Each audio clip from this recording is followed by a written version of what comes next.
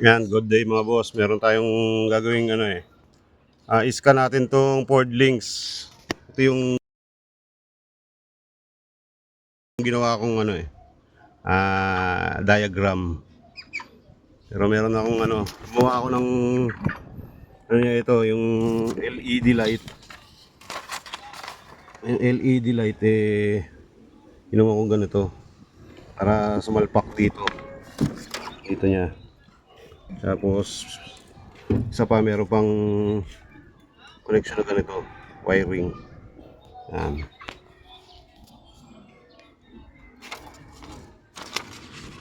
Susundan lang natin yan.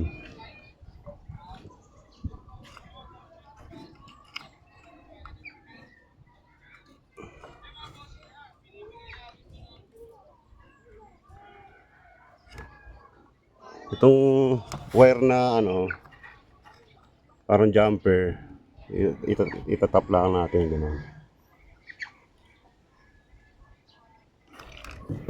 Tapos yung sa LED, yan, nilagyan ko ng kulay ito para hindi rin malito Ito positive yung pula, syempre. Negative yung itim. Syempre lalagyan natin yung positive sa B.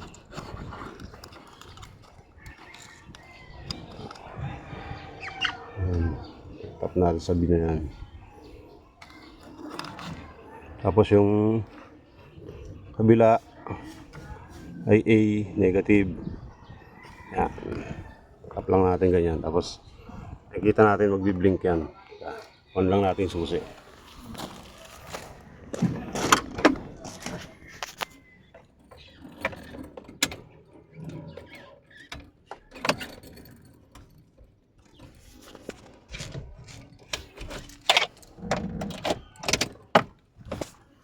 Si James? Hindi siya?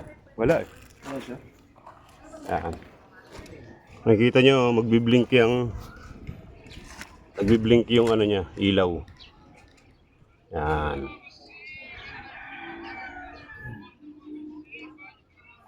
Yan. Yan. Ngayon, ang gagawin nyo lang dyan, bibilangin nyo lang yung blink nya. Ang single na matagal na blink is equals to 10. Tapos yung mabilis yun ang kanyang sumunod. Yung kagaya nun, pag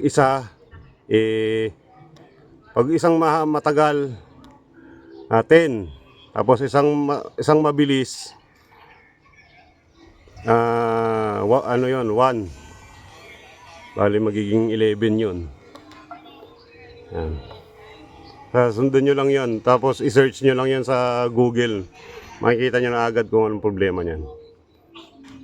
Kung anong nai-scan nya. Yan, kita nyo naman nagbiblink yan. Yan, para magkaroon ng idea yung iba na nagtatanong kung paano ini-scan tong Ford Links. Yan lang gagawin nyo, itatap nyo lang na ganyan.